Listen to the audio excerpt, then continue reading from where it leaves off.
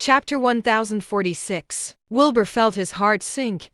He could not believe that her domain could restrict the movements of her opponent. It was a huge threat to him at the moment. Debbie was clearly a super sanctuary level cultivator.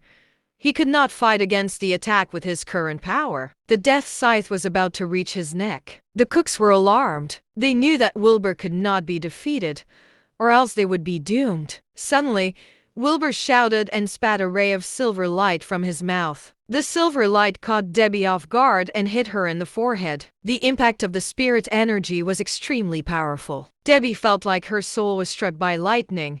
She instantly felt dizzy. She quickly leaped away because she was terrified. She shook her head and regained consciousness. Wilbur also escaped her shadow grip. He looked at her alarmingly. Debbie licked her lips and chuckled. She said, "You have a lot of tricks up your sleeve. I'm afraid I would be dead if your spiritual energy wasn't depleted." "It's good that you are aware," said Wilbur coldly. Debbie raised her eyebrow and laughed.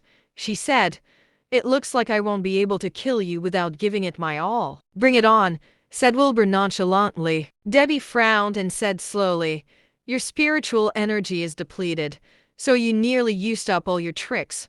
Why are you so confident?" "Why don't you try to find out?" scoffed Wilbur coldly. Debbie chuckled and replied, "Fine. Let's see what else you've got." Debbie turned cold and stern when she said that. She raised her death scythe high in the air. Shadow Domain, the Dark Underlord. The spiritual flames on her surged to the sky, and a terrifying spiritual pressure started to spread. The cooks were shocked. They ran for their lives and escaped from the spiritual pressure. A monster nearly 50 meters tall appeared behind her. It was a huge statue of a black fetus. The huge head was more than 10 meters in radius, its body as chubby and massive. The black fetus statue was drooling from its mouth. Its small hand held a terrifying huge death scythe. It cried creepily like a baby. The fetus overshadowed the sunlight when it appeared. It emitted an extremely terrifying spiritual pressure. It was like the devil incarnate. The sky full of flying creatures sensed the terrifying spiritual pressure. They frantically fled for their lives. The cooks were also scared to the core.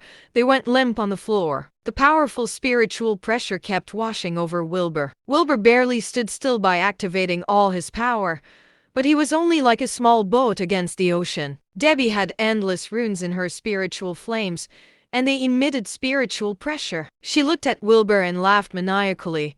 She said, "Wilbur, show me what you got." Wilbur was silent.